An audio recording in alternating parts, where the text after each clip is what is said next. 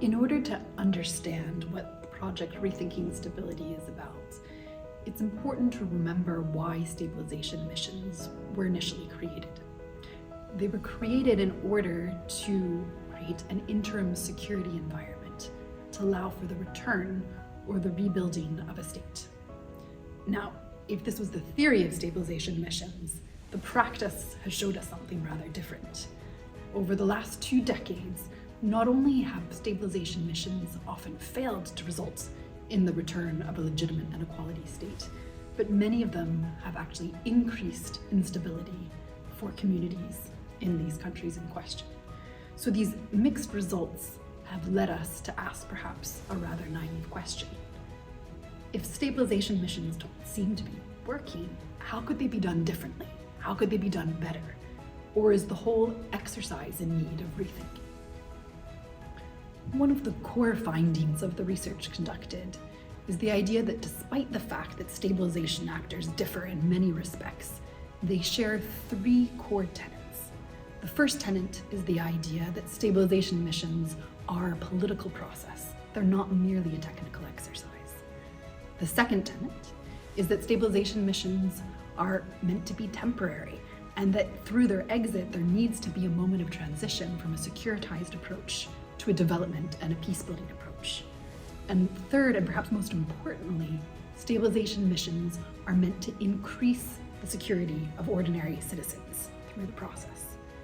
Now, once we have those 3 shared tenets, it's much easier to see what current missions are either missing or what they have that is going well. And through this report, you can helpfully find descriptions of both those missing elements as well as what stabilization missions are already doing well. One of the key recommendations that came out of this research is the idea that exits should be based not merely on the return of a state, but they should be based on quote-unquote peace conditions. Now, what are peace conditions? Well, according to the researchers, peace conditions are the changes that conflict-affected parties would deem necessary in order to enable lasting stability. Now, these conditions would need to be defined on a case-by-case basis through a consultative and a deliberative process. But one can imagine that they could include elements such as the degree of trust between different sectors of society, the degree of political inclusion in a country, the reliable delivery of services, and many other factors that could be categorized under measurable indicators of peace and security. Now, we would argue that if exits are based on peace conditions, that enables stabilization missions to contribute not merely to addressing the symptoms of conflict, but to actually beginning to address the drivers of conflict. So now that we've completed phase 1 of the Rethinking Stability Initiative, what do we plan to do next? Well, first, it's crucial that we better understand the nature and the composition of peace conditions for the countries, for the stabilization context in which we work.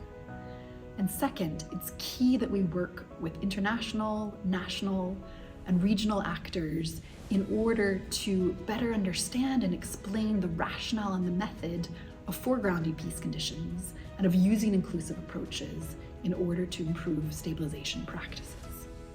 So if successful in these 2 endeavors, we will have helped ignite a shift not only in the thinking about stabilization, but in the redoing of stabilization. And this is an era where its very existence is coming into question, and in an era where actors from the battlefields to the capitals are starting to better understand not only the financial, but also the human costs of exclusive and securitized and externally driven approaches.